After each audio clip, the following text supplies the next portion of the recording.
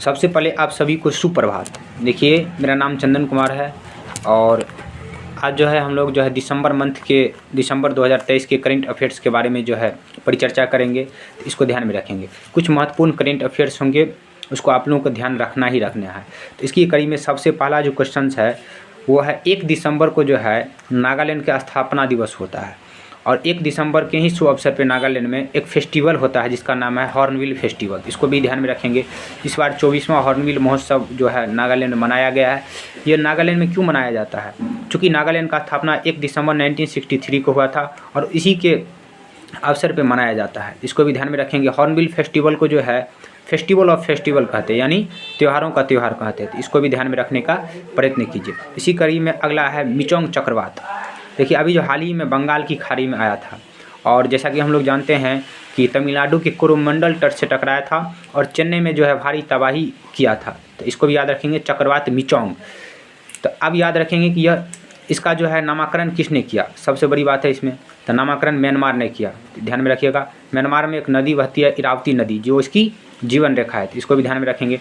Myanmar और भारत की सीमा पे अराकोन योमा पर्वत है जो हिमालय का विस्तार है और यहाँ पे एक और नदी है जिसका नाम है शाल्वी नदी और वहाँ पे शान का पठार भी है। तो इसको भी ध्यान में रखने का प्रयत्न कीजिए। तो मिचोंग चक्रवात का नामकरण किसने किया? म्यांमार ने किया। हालांकि एक संस्था है जिसका नाम है WMO, वर्ल्ड मेट्रोलॉजिकल ऑर्गेनाइजेशन, मुख्यालय जेनेवा में है। इसके द्वारा भी यह जो है निर्णय लिया जाता है। इसको भी ध्यान में रखेंगे। भारत का नवीनतम जो है 84th ग्रैंड मास्टर जो है रमेश, इसका नाम है आपको वैशाली रमेश बाबू। इसको भी ध्यान में रखेंगे। ग्रैंड मास्टर जो है चेस में होता है। अभी तक 84 ग्रैंड मास्टर का चयन किया जा चुका है। फर्स्ट ग्रैंड मास्टर जो है आपको विश्वनाथ आनंद है। इसको भी ध्यान में रखेंगे।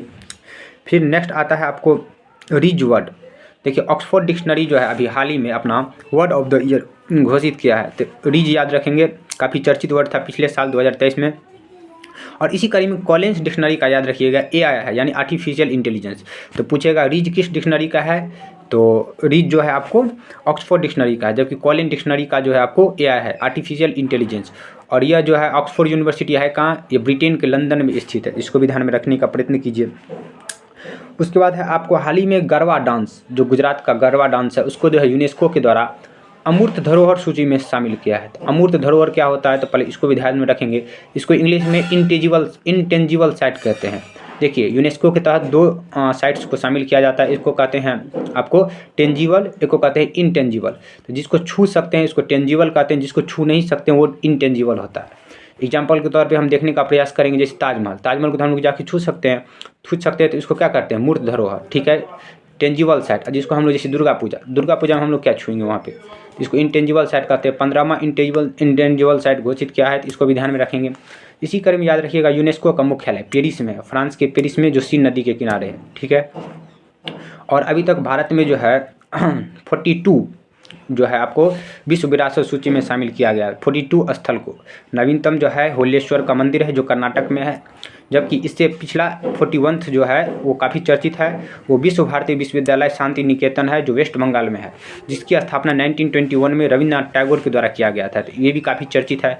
और 40वां तो आपको याद ही होगा, धौलावीरा है, गुजरात का स्थल है जो हड़प्पाकालीन सभ्यता का जो है प्रतीक माना जाता है। फिर आता है इंटरपोल का हाल ही में बैठक का घोषणा हुआ है। इंटरपोल क्या होता है, तो इंटरपोल होता है इंटरनेशनल पुलिस। जैसे हर एक स्टेट का अपना अपना पुलिस ऑर्गेनाइजेशन संस्थान है, जैसे बिहार का है बिहार पुलिस, महाराष्ट्र का महाराष्ट्र पुलिस, उसी प्रकार से पूरे विश्व के स्तर पे एक पुलिस संगठन बनाया है जिसका नाम है इंटरपोल। इसके हाल ही में बैठक वियना ऑस्ट्रिया में होगा। ऑस्ट्रिया को याद रखिएगा, जहाँ पे वियना ऑस्ट्रिया में जो ओपेक का भी मुख्यालय है, पेट्रोलियम का जो है संस्थान ओपेक, उसका भी मुख्यालय है। जबकि इससे पहली जो बैठक थी 19th, वो नई दिल्ली में ही हुआ था। इसको भी ध्यान में रखिएगा। इंटरपोल का स्थापना हाल ही में इसलिए चर्चा में आ गया क्योंकि अभी इसका 100 साल हो गया। 7 सितंबर 1923 को इसका स्थापना हुआ था। इसको भी ध्यान में रखेंगे। इसलिए 7 सितंबर को हम लोग अंतर्राष्ट्रीय पुलिस सहयोग दिवस मनाने का घोषणा किया है। इसको भी याद रखिएगा। फिर आता है अभी हाल ही में कुछ राज्य में जो है चुनाव भी हुआ, जैसे आपको मध्य प्रदेश में नया CM बने हैं, मोहन यादव बने हैं। राजस्थान में भजन लाल शर्मा, जो कि पहली बार विधायक से चुनाव लड़े थे, जीते थे और पहली बार ही जो है आपको वहाँ पे CM बन गए। छत्तीसगढ़ में विष्णुदेव सहायक, मिजोरम में लाल धूमा, इसको भी ध्यान में रखेंगे। 33वां व्यास पुरस्कार हाल ही में पुष्पा भारती को दिया गया था। तो किस बुक के लिए दिया था, तो यादें यादें और यादें, इसको भी ध्यान में रखिएगा। ये व्यास पुरस्कार किस संस्थान के द्वारा दिया जाता है, एक संस्थान है जिसका जो 1991 में गठन हुआ था, के बिरला फाउंडेशन। के बिरला फाउंडेशन के द्वारा ही व्यास पुरस्कार, सरस्वती सम्मान, ये सब दिया जाता है, इसको भी ध्यान में रखेंगे। नेक्स्ट है वैश्विक जलवायु परिवर्तन प्रदर्शन सूचकांक में भारत का स्थान कौन सा है?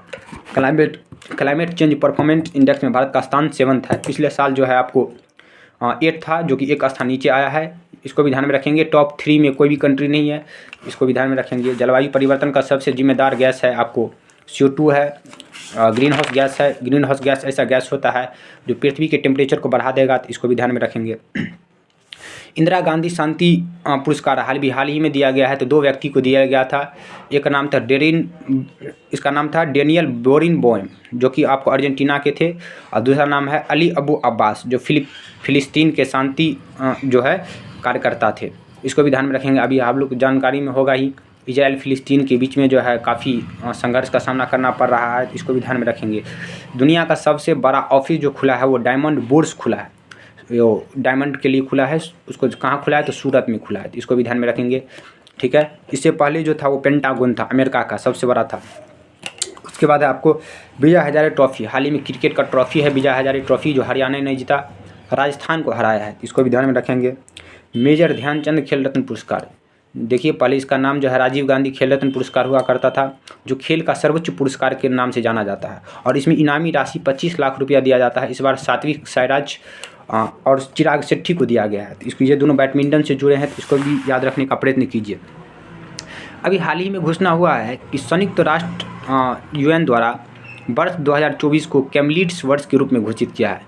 जैसा कि हम लोग जानते होंगे कि वर्ष 2023 को अंतर्राष्ट्रीय मोटा अनाज वर्ष के रूप में जो है मनाया गया था यूनाइटेड नेशन के द्वारा, और भारत में जो इसका एक्सीलेंस सेंटर खुला था वो हैदराबाद में खुला था। चूँकि पिछले बजट में काफ़ी इसका विस्तारित रूप दिया था, मोटा अनाज का नाम श्री अन्न रखा था, तो इसको भी ध्यान में रखिएगा।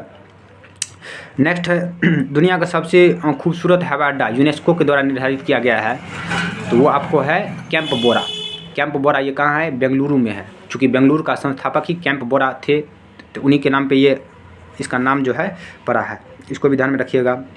अभी ओपेक एक संस्था है, जैसा कि अभी हम लोग बताएं कि ओपेक जो है उसका नाम है, पूरा नाम होता है petroleum of oil export country. ठीक है, इसमें अभी एक देश बाहर हो गया जिसका नाम है अंगोला, और दक्षिणी अमेरिका का एकमात्र देश जो है वेनेजुएला है जो इसमें शामिल है, जिसकी राजधानी काराकास है, इसको भी ध्यान में रखेंगे। 1960 में स्थापना हुआ था, और मुख्यालय जैसा कि हमने बताया कि वियना ऑस्ट्रिया में होगा। ये काफ़ी चर्चित करंट अफेयर्स था, इसको भी ध्यान में रखेंगे। देश का पहला AICT artificial intelligence city Lucknow बना है, जबकि पहला सोलर सिटी सौर ऊर्जा संचालित सिटी जो है वो आपको सांची बना है, इसको भी ध्यान में रखेंगे। ये कुछ महत्वपूर्ण करंट अफेयर्स हैं। मिलते हैं अगले वीडियो में। Thank you.